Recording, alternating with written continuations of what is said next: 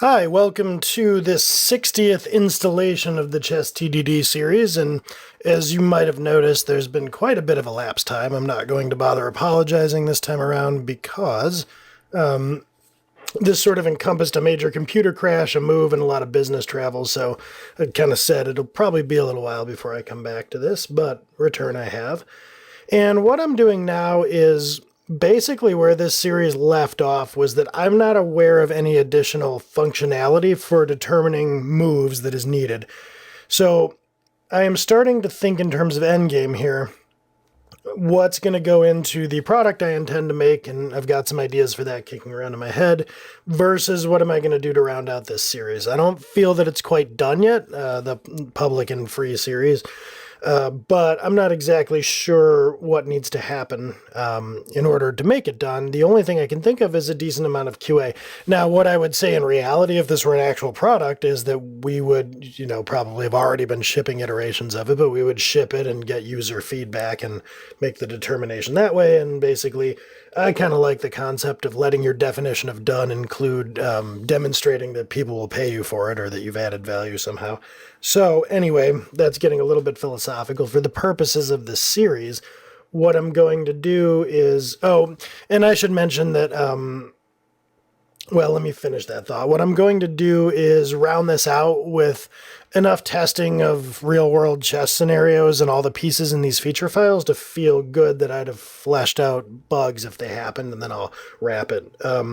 What I was going to say there that I just saw the spec flow thing reminded me of was, this is after I had my main development rig kind of have a hardware problem, and I actually wound up having to completely reimage it, or to wipe it and reinstall the OS and reinstall everything. So what you're seeing is at times I'm pausing this, like I didn't have SpecFlow installed as a plugin in Visual Studio. So this recording might be a little jerky at times. I was doing stuff with getting my Code Rush plugins, or excuse me, templates reset up again. So you'll see the occasional thing like that in this video. Not to worry. So what I did here was in kind of remind myself what I'm doing and then cleanup mode. The first thing that I said about doing was grabbing that card that said, well, last time around, I think I wasn't entirely sure that castling would work in various scenarios. I knew that I couldn't castle through check, and I know that some of the rules that I had tested made sense, but there were two scenarios I was thinking about specifically. What about castling through a piece, as you see that I'm doing here? Will it let me castle even though that queen's in the way?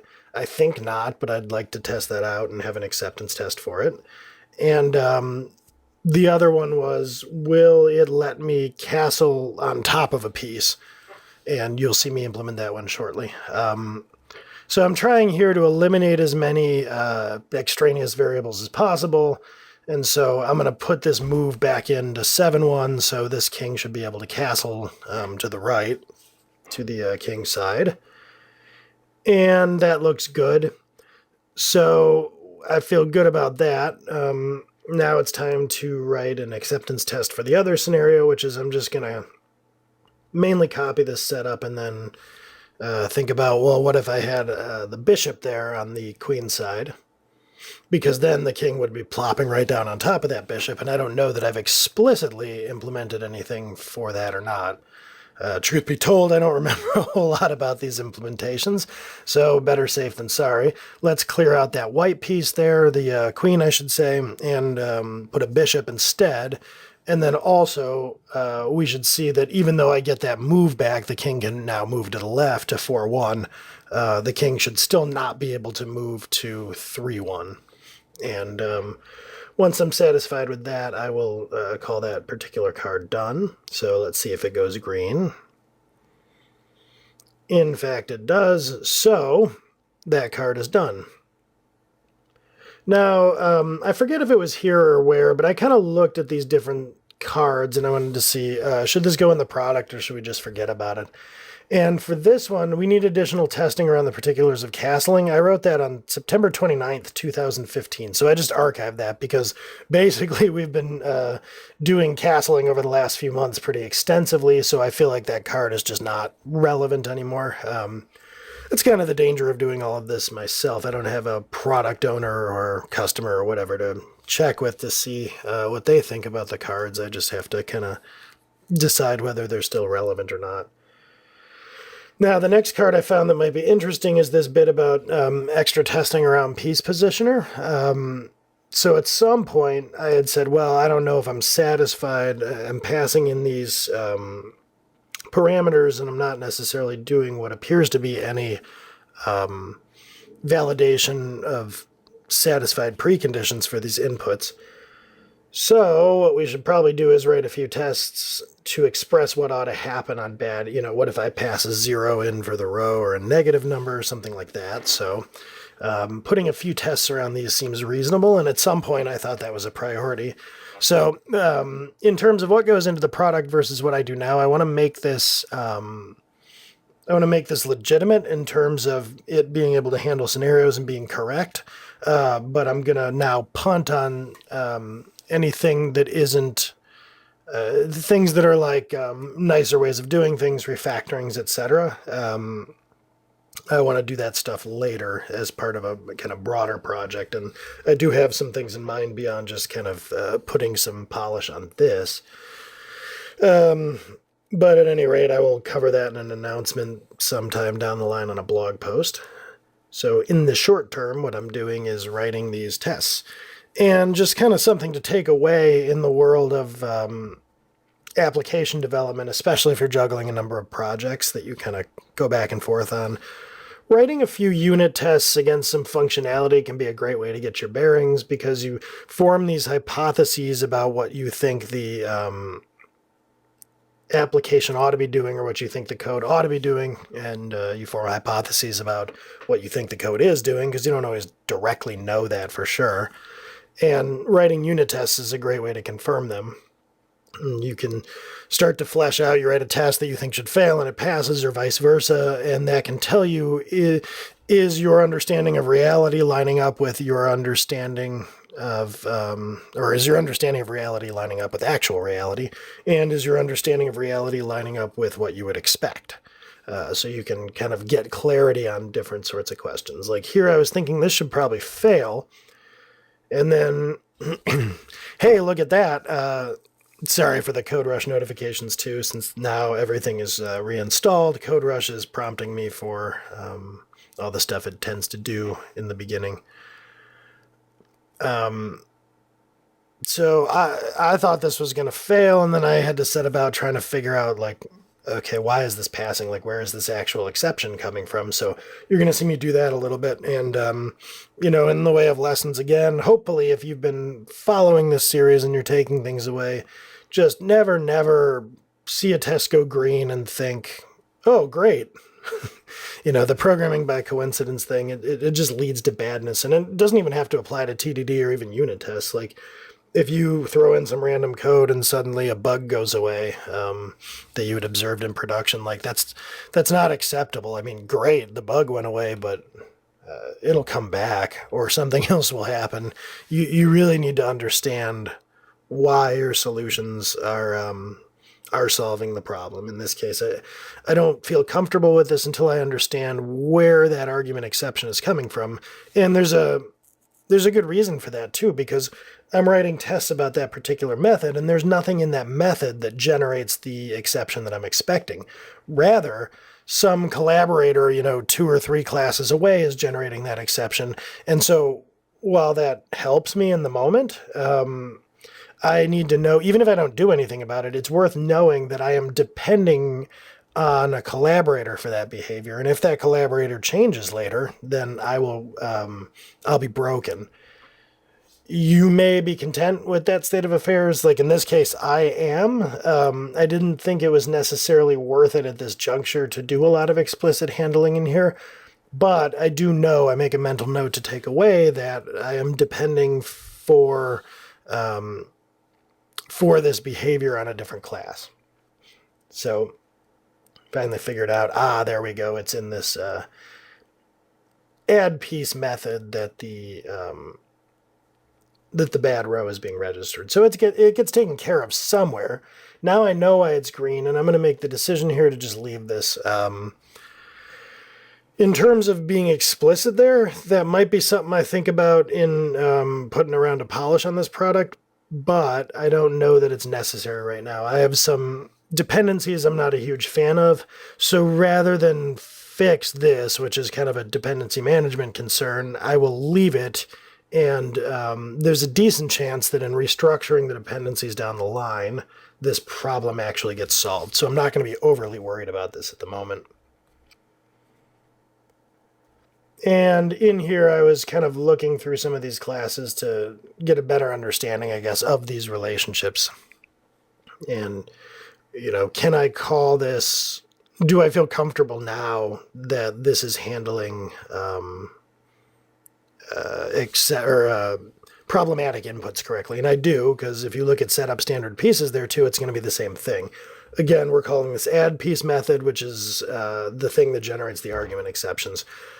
So it isn't necessarily ideal, but this collaborator board is generating an exception that I am using to satisfy the contract of what one would expect from calling this method in piece positioner. And that implies a fairly heavy coupling to board, but I think it's not crazy to allow that as a reasonable heavy coupling. Like, it's hard to conceive of a scenario where something called piece positioner that is concerned with putting pieces on a board isn't pretty tied in with the board implementation. Now, we could decouple it in some ways, but it's hard for me at the moment to justify that effort. So now I'm going through here, and I see something that I would like to address, which is that I don't have a line of test coverage that has been in the backlog for a long time. The rest of these I'm thinking I'll tackle later, and now I'm going to start defining end state here for this series so we can kind of wrap it. And the things that come to mind are I'm going to get a feature that just puts all the pieces on the board in their initial position and then walks through all of them, saying what moves they should have. That's one thing it strikes me that I could do.